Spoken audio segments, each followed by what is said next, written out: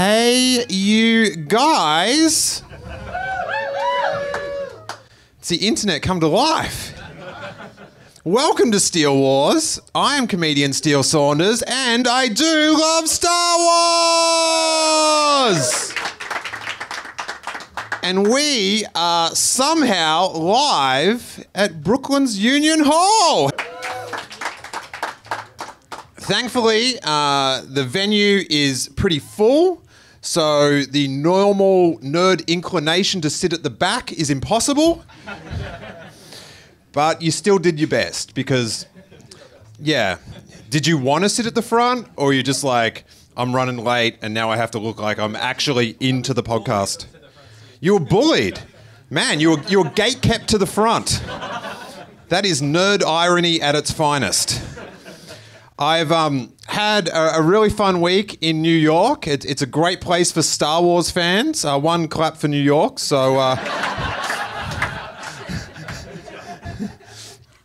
everyone else is humiliated to live in the most famous place in the world.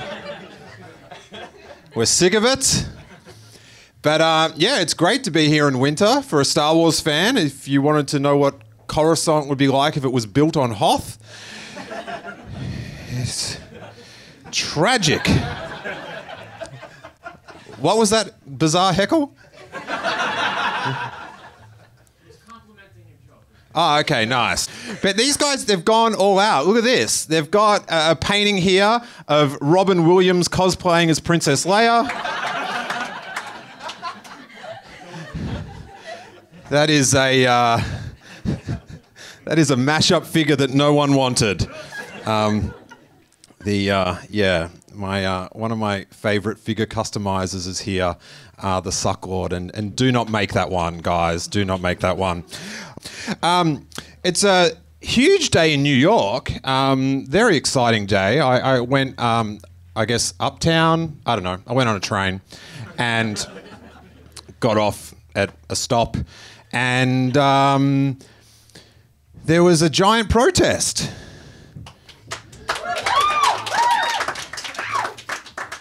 And yeah, I got there, I was furious, I was ready to chant along, and then I realised it wasn't against Rian Johnson. Leave that dude alone. Oh my God, I find it so ironically sad that people are upset that their hero Luke Skywalker wasn't enough of a hero, so they go on the internet and act like a total coward. It's just... It is just bizarre. It is like, he wasn't a hero, so I aren't either now. So that is great. That is great. All right, well, I've got beer and cookies, and so I'm set for my picnic. It's great. And I have to say, it's so strange to come to New York and come down in this little cellar and have people to come see us. So thanks so much for coming out. And...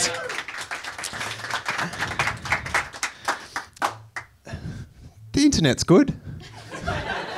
Sometimes, you know, it's pretty cool. But we are here to talk Star Wars, and we've got two really fun guests to talk about it with. So if we can get a round of applause and welcome from Marvel Comics, one of the editors of the Star Wars comic line. Round of applause for Heather Antos. That's you. And from The Daily Show, my old buddy Ronny Chieng. Yay. I can't eat cookies. You can't eat cookies? No, I can't eat the sugar in them, yeah. Ah. Nice to see you again. I haven't seen you in a while. Yeah. Thanks everyone for coming out. This is cool. See, finally now we can talk without me saying save it for the podcast. I know. It's so hard backstage to not catch up. I haven't seen you in, 2 years now? Is it? A year and a half? I think I stayed at your house about 6 months ago. Yeah, 6 months? Yeah. I haven't seen you in 6 months. Yeah, it's been a long time. Yeah. Time flies, man. Time flies. Time flies. Yeah. So what's going on, Ronny? Oh, I'm starting this? No, I'm just talking. Yeah. It's been good. Yeah. Who knew... Man, you're doing really well. You can come to New York and people show up for your podcast. That's awesome. Yeah. Yeah, I do. That you're doing great, man. Yeah, that sounds like a backhanded, but it's not. I just have tone issues. Everything I say sounds like an insult, but I'm being sincere. It's great. You see? Remember when in Melbourne, would you think you could come to Brooklyn and have a room full of people want to hear you talk about Star Wars? If this was from anyone but you, it would be a compliment, but... No, it is a compliment. What are you talking about? No, because I drive to the end of my street. I live just off Sunset Boulevard, which is sort of like... Name drop. Sunset Boulevard in Beverly Hills. What's your area code? It's not 90210, which is... Oh, it's not? It's not. Oh, okay. But it's just near it, so whenever I calculate postage, I type in 90210, so I know it's going to be the same, and then I feel like I'm part of the Walsh family. Is that too old a reference, or what? Okay, I've got some sweet Melrose Place gear coming up, so don't worry. You look great for a 40-year-old as well. Yeah, you don't look like you're 40 at all. Yeah. You're young at heart, still skateboarding and watching Star Wars and, yeah.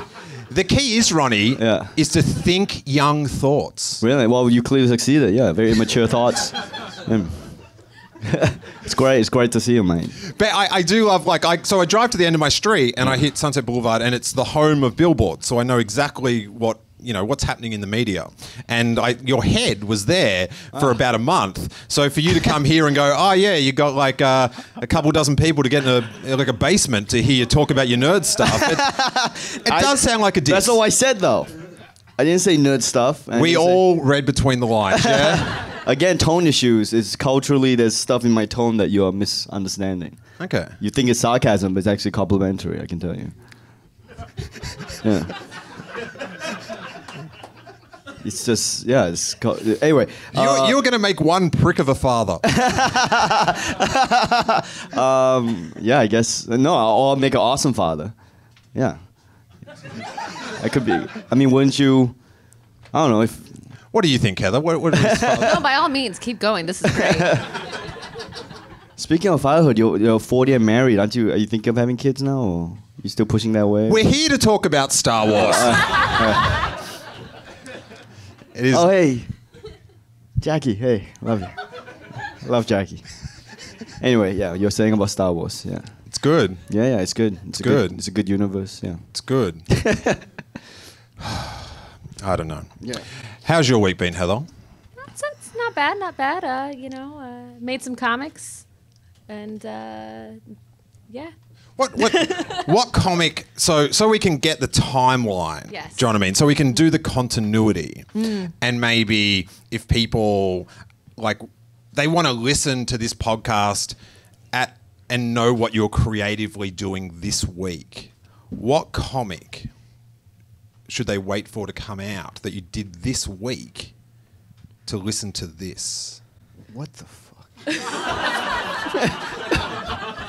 What? Okay, so do you know... No, he doesn't know.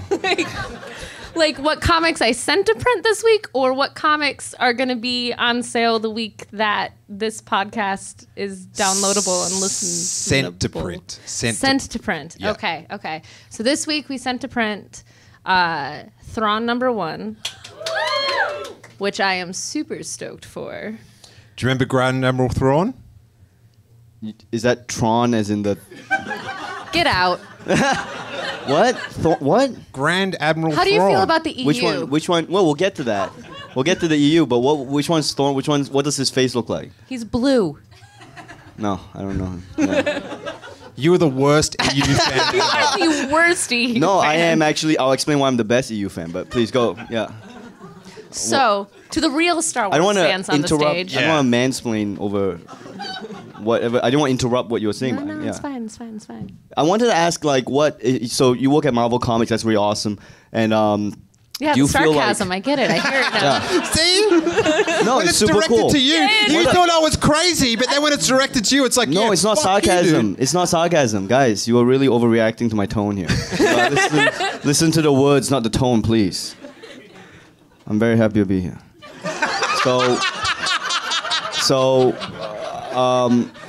I got a question from Marvel Comics, and this isn't loaded at all. I'm genuinely curious. Like, there's a lot of talk of, trying to insert diversity into superhero characters. But at the same time, a lot of the characters we know and love are just a certain race, and it's weird to, make, there's so much history of these characters, like Peter Parker and that's all I know. No, I know Marvel Comics.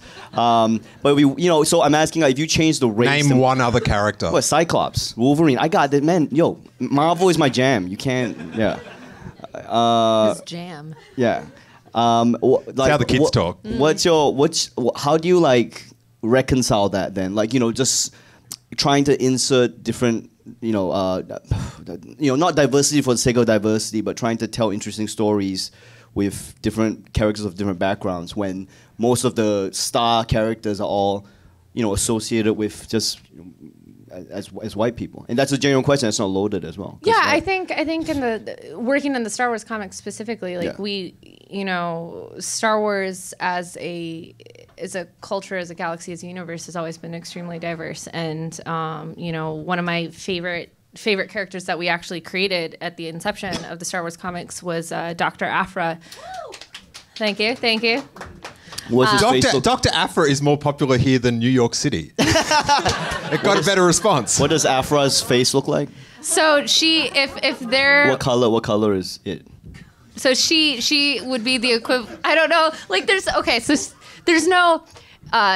Asian race in Star Wars, right? Like they don't have like, but she would be the equivalent of Asian. Like she's not like Kelly Marie Tran, right? No, a lot lot of have drawn her a bit differently. There's not been She's an Asian alien, is what. That's very welcoming. She's a human. She's human. But she's okay. A lot more human than you. Everyone in Star Wars is an alien. We know when she's being sarcastic. Right. It's the big difference. Right. No, I mean, and I'm not asking that to be like we should change, Right. Yeah, no, but I think like for her, I mean, she took off.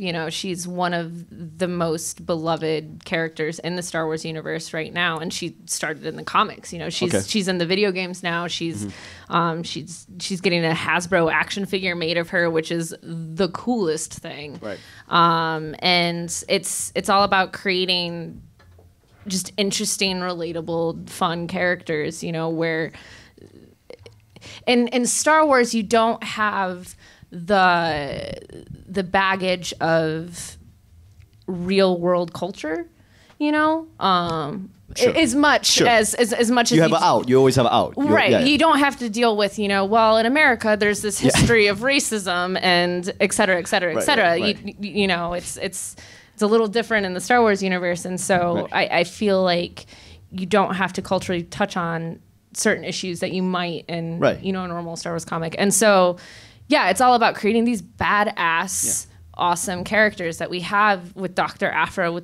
She's, essentially the Indiana Jones of the Star Wars universe right now, and she has these awesome kick-ass droids that go on murdering rampages. That's cool. What's not to like. Mm-hmm. I could list a couple of things, but no one asked you. Okay. I'm talking with my good friend Ronny. Okay, sorry. Continue.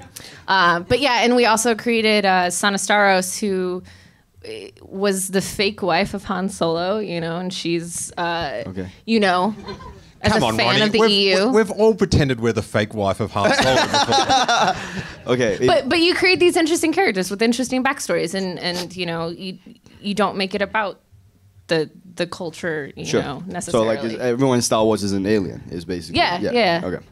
Cool. Yeah, there's no base. I guess when you think about it, it's there's no base. There isn't as much baggage as as there is with real world situations. I think, which can make it tricky, but at the same time can make it a little easier to insert. So in the Star Wars universe, the N word is a compliment. Yeah. Yeah. For example. No. Yeah. That's not true. Guys, relax. It's comedy up here. Relax. Jesus. The N-word is nice, guys. Yeah. The N-word is nice. In the Star Wars universe. Okay. I thought it was Naboo. No, literally nice. N-I-C. Oh, it's nice. Oh, okay, cool. Yeah. Okay.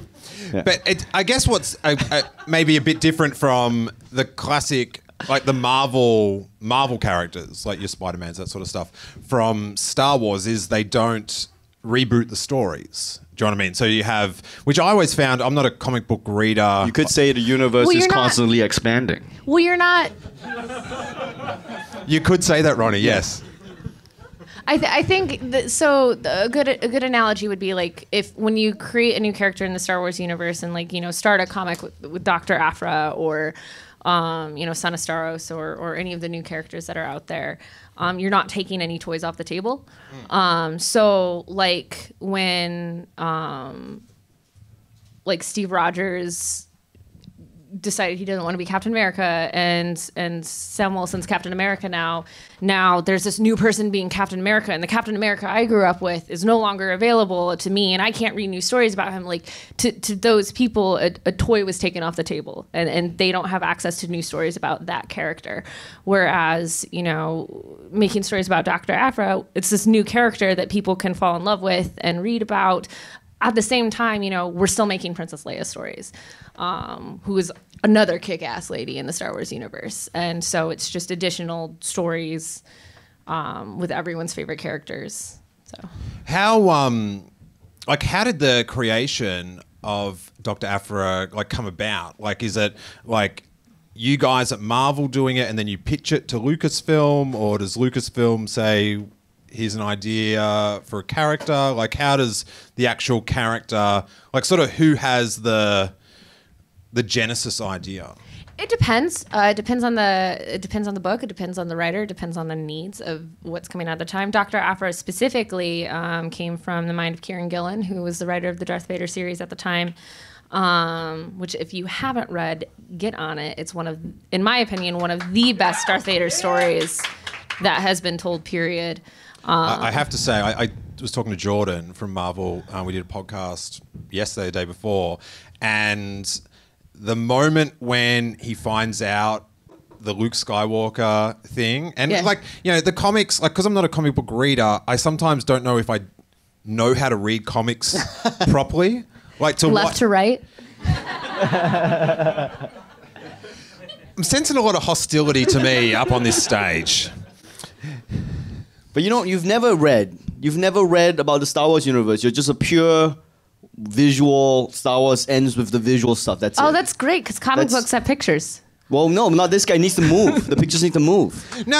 I've read Star Wars. You've never respected the written word of the Star Wars universe. You never shown the respect. You call yourself a Star Wars fan, but you don't read anything from the universe. You don't even read Wikipedia. You don't even read Wikipedia. You don't read the what's the other one? The Holocron. You don't read any of that stuff, and you call yourself a Star Wars fan, man. Anyone can just sit back and watch the movies. I can do it. Anyone can do this. It takes real effort and pain to read through the expanded universe. For someone that hasn't seen The Last Jedi, to say anyone can just sit back and watch the movies, it turns out not everyone can. I can explain why I haven't watched The Last Jedi. It's because I fly a lot. And if I don't save the movies for the plane, I might kill myself. Okay? So I have to save all the movies for planes only. I only watch movies on planes now. That's all I do. You don't understand how much I'm flying, all right? I fly a lot. I fly a lot to a lot of places. I need every single movie. Yeah, that's the truth. How much do you fly? Dude, sorry? I told you he'd have some crazy validation for not seeing it. It's she's like going, he's really busy, and I'm like, nah, he's gonna have some weird OCD reason. I'm kind of on his side with this. This makes sense to me. Thank you, Heather. Yeah. Yes. So I mean, it's still crazy you haven't seen it and you call yourself a Star Wars fan. Well, I think I'm a bigger fan than most people because I actually believe that the Star Wars universe is the expanded universe. That's the true universe. Okay. Otherwise known as the Legends imprint. What was that little rap microphone thing that you did? Says the guy who's never heard of Thrawn. I have no idea. I still don't know who Thrawn is, though. I gotta admit. Who are your Legends characters? Do you know who he is? Yeah. No, I know the other characters. I don't know Thrawn. I can't remember.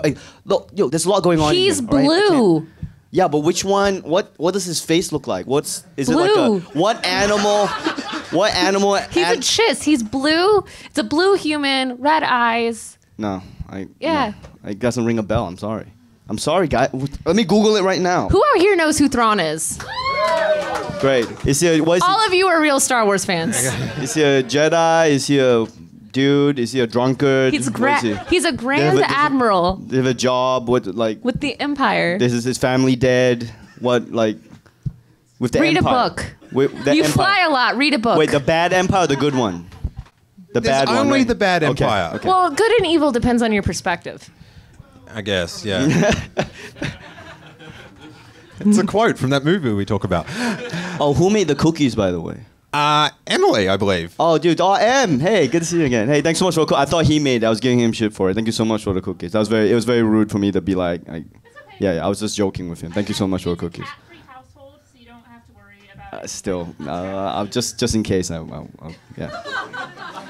Yeah, but thank you. Thanks for the cookies. 100%, I did not actually expect you to eat them. No, but thanks so much. Yes, you know. Yeah, thank you. But thank you for making it. It's very kind of you for taking the time to make it. You know, there was a cat down here just sitting on that seat before. Well, you can't win them all. Yeah. No, I'm just trying to mess with him. Wait, how do these people know about the cat thing? Oh, you talk about it? You prep them? No, because you talk about it on Green Guide Letters. Yeah, but I've been on Green Guide like twice in the last 4 years. But what great episodes they were. Right. I don't hate cats, for the record. I love them. You just don't want anything to do with them. No, I just don't want to touch a cat and then put my unwashed hand into my mouth. Is that like a... Now I'm like... So now I'm the bad guy. Now I'm the Sith. Oh, now I'm the Sith. Because I don't want to touch a cat's butt and then put my hand into my mouth. I'm now... What do you think I do at home? Yo, I'm just saying I don't want that to happen. So now I'm the dark side. All right, fine. If that makes me evil, I'll be evil and clean. All right? How about that? Hey, so you've got the Thrawn comic coming out. Yeah, Thrawn. Now, comes out on Valentine's Day, so I mean that's nothing more romantic. Yeah. It's going to be a very special day, Jacqueline. I have always considered myself pretty heterosexual. Do you know what I mean? Pretty white bread heterosexual. Never been attracted to men really. But then I saw a blue man topless in one of the preview images, and with the rock star hair. oh my God, he is like, if you haven't seen this image, Thrawn is like on that planet where they find him in the book, and he's topless and he's all rugged and, whew, give me a bit of blue. That may have come out wrong. But has that been fun, walking on Thrawn? I saw an interesting tweet of questions you've been asking Matt Martin about what you can do. Yeah, well, so I've been pitching a Thrawn book for 3 years at Marvel. I've been trying to get him to let me do a book about Thrawn. He's one of my favorite Star Wars characters, and I know he's fans of the EU are big fans of him, and most fans of the EU. Real fans of the EU are fans of him. Can you Google him and show me his photo? Show the picture. Also, are you the guy? Are you the woman who can set the canon for Thrawn? Can you make him have 2 dicks if you wanted to? Like you could just go, this guy has 2 dicks. Who says he doesn't? Yeah, that's what I'm saying. He could have 2 dicks. We don't know. Right? Okay, just checking. Yeah. I need that information for later. It's important. Yeah. But yeah, no, it's when I finally got the green light to do this book, I was over the moon, and the entire team is huge fans of him. And Luke Ross right away started sending all of these images of, Thrawn's been exiled on this planet for so long, blah, blah, blah. Should he have long hair? I'm like, yeah, he should totally have long hair. And, I don't know that guy. Yeah. He looks like Nightcrawler. He's better. He's better than Nightcrawler, but he does visually look like Nightcrawler. Was that you're racist? Wrong. To say he looks like... Are you saying all blue people look the same? No, I'm just saying he happens to look like another guy called Nightcrawler. That's all. Okay. In a different universe, yeah. They all the same to you, don't they, buddy? All these blue guys. So who's this Papa? I'm sorry for interrupting. You should be. Yeah. Were you telling about Thrawn's 2 dicks now? What were you saying about it? We've passed that. All right.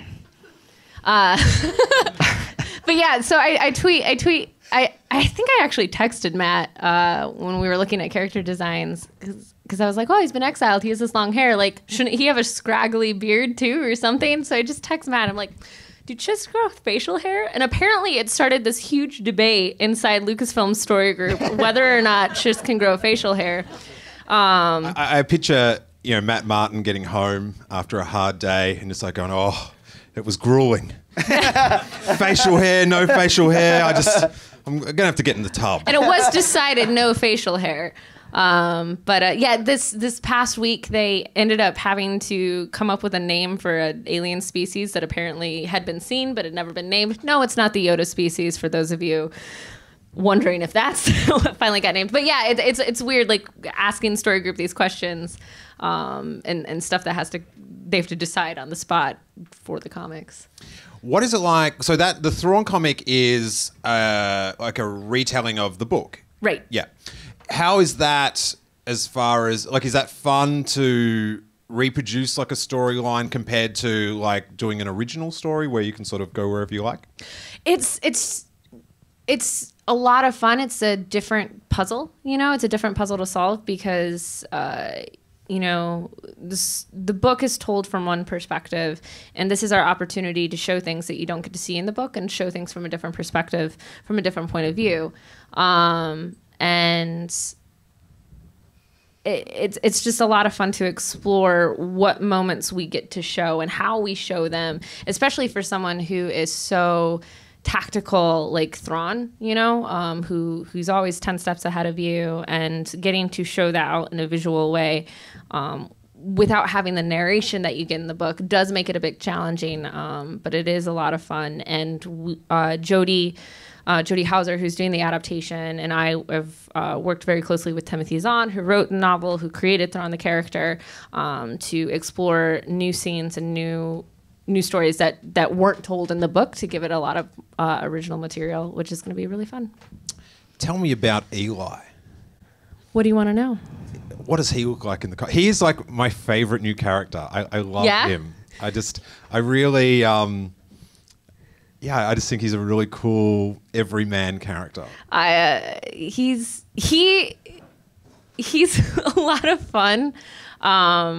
He hates Thrawn at the beginning, which if you haven't read the book and don't know where it goes, I don't want to spoil it, but he's that guy who gets basically assigned to Thrawn as Thrawn is on this great trajectory towards greatness, and he's so resentful of him, which kind of is fun to watch, which makes me feel like an asshole because this guy feels like he's being tortured. Yeah, because it's like they can't get to him, so they sort of punish him instead. Right. Like he sort of like gets all the grief that they want to give to Thrawn, and he's so nice. He's so nice. He's so nice. No, he's. Does he have facial hair? He does not. Oh. No, humans can't grow facial hair either. Oh, okay, nice. You'll never be a Star Wars character. I'm sorry. Okay, all right. Well, there's still time. There's still time. Maybe. If there's a Star Wars comic set in the 90s, I'll fit in perfectly. But let's go back to the beginning, Heather. And what was your first memory of Star Wars? My first memory of Star Wars. I'll share my first good memory of Star Wars. So I grew up, my dad grew up showing me all the movies, the original trilogy and everything, but I don't really remember watching them. My first true memory is when Phantom Menace was coming out. I was 7 years old, and sorry. Great movie. Love that movie. It was great. But I was 7 years old, and they have all the toys, all the marketing, all the books, and I was getting so excited for it. I read a bunch of the books before the movie came out, and we got to see the movie as a field trip in elementary school. They took us like an end of the year thing. They took our entire class. I got to see all three prequels as a field trip for school. Oh my God, my school took us to like a stamp exhibition. I got to see Star Wars. It was great. And there was no Star Wars stamps, if those are wondering. It was just planes and it was like this like thing. It's like, these stamps are like, you like when you're in school and you go somewhere and you get amped on it, and it's like there's these stamps that are worth like like $100,000. So I go home and start checking the mail, and it's like no, none of these. It was a huge letdown. But yeah, so we went and saw Phantom Menace for school, and I love that people laugh at that. Hey, listen, the kids have got to learn about the Clone Wars somewhere. It's super important history. But yeah, so I went and I was just like infatuated by this movie. I loved it so much that when the class left the movie, I hid in the theater and stayed there and watched it all day. Wow. And I got in so much trouble. But it was worth it. Here we are. But they let me go back to see Attack of the Clones, which is the greatest part of it. They have you like on a leash to get you out on the way out. Well, I left willingly after Attack of the Clones. Oh. Damn. When did you? Because I always tell this story about I was a Return of the Jedi kid. Do you know what I mean? So like, and I just You're old, yeah. Yeah. Yeah. And to use one of Ronnie's hip street slangs, Ewoks were my jam. And it wasn't until the mid-90s that I found out at a convention when they were mentioned during a panel and people at the back booed that people like I hadn't comprehended that it was possible to not like Ewoks. Like it was I couldn't fathom that. But what was it like? You know, you've hidden in the theater. You've risked your educational career to see Anakin Skywalker one more time. What was it like when you sort of like, hey, other people don't like this film as much? I mean, that's I don't know. Doesn't bother me. Like that was my opinion as well. Yeah. I looked around, looked at them, and just went, eh. Yeah, I like it. That's cool. Like it's a weird thing for me going back and watching it as an adult, is especially when I had to rewatch it for Star Wars Minute, because when I did that, you know, you're like very uncertain clap there. You have to like hardcore analyze it minute by minute for that, and so I'm rewatching that, and it was a weird moment in my head. That idea will never catch on, by the way. Never. That there's a certain nostalgia to Phantom Menace for me that I like. I know this movie is not a great movie, but I love it so much because it's what truly brought me into the Star Wars fandom as a kid. And then I'm sitting there and watching it, and I'm just like, this is so bad. But I love it. What, are you talking about Attack of the Clones? Phantom Menace. Phantom Menace, yeah. And the CGI grass, it's beautiful. Right. Love the CGI So grass. what, there's been 9 Star Wars movies now, right? True. Okay, Yes. and then 3 of them were awesome. And then the prequels people seem to not like. And then so it balanced out the Force. Yes. Right? We balanced out the Force of stuff. We loved it so much, and we had to balance out, but we hated. 3 movies we hated. And then now it's been coming out drip drop. Like, the first one came out, Force Awakens. People loved it, right? I think people loved it. I don't know. I haven't read the blogs yet, but Well, have you seen that one? I have seen that one. Okay. I liked it, but then I don't know how you can't please people. What flight? Anyway, so my point is. What flight are you saving the blogs for? so my point is. He's gonna read all of them at once. Force Awakens people liked, and then Rogue One I loved Rogue One, and then to balance out the Force we needed one that people apparently don't like. So apparently this next one people don't like. Last It's Jedi. very polarizing. I've never seen. What I'm saying is that I predict the next one to suck. Okay. To balance out the Force. Yeah, keeping with the. So like It's next one being Han Solo. Whichever one come out, what's come out next? Han Solo comes out in May. Okay, well I hope that doesn't suck, but going by mathematical analysis, it would. Going by mathematical force It's analysis. just science. Yeah, it's science. It's just science. You can't Like normally I'd step in and go, oh, a lot of people like the prequels, you know, there's a lot of, but then your logic is so sound, I'm just like, let's just move on. Let's just move on. What? We're talking about Star Wars here. And all you do is watch the movies. You can't move on from anything. Because your whole canon is the movies. So we're going to move on to the EU. You want to talk about EU? Oh, we can talk about the Rebels or the, what's that cartoon? Attack of the Clones, yeah. The Clone Wars. Clone Wars, yeah. Clone Wars, yeah. What? Big EU fan, this guy. That's not EU, though. That's canon. That's part of the canon. Oh, God, Yeah. you've just been... You've got played. You've been Marvel. Ron-splained. Yeah. Yeah. What is your first memory of Star Wars, Ronny? Yeah, I don't know. don't know. It's me bitching to you about it. That was my first memory. First memory, I think it was... I was a young child, age 7, on a flight to Australia.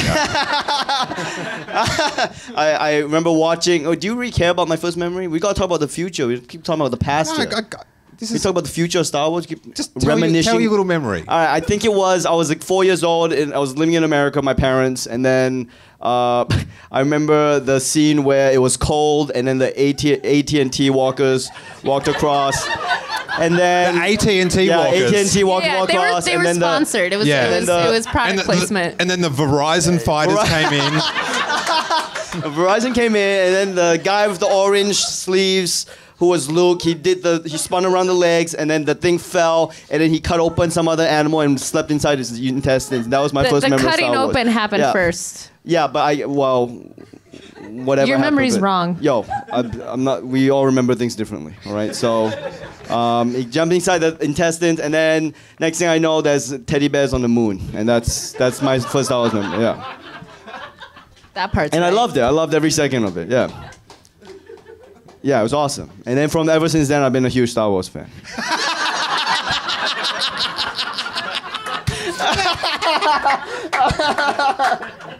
And then the guy got burned, and then it was sad. And then I remember when he burned his dad, it was sad. Yeah.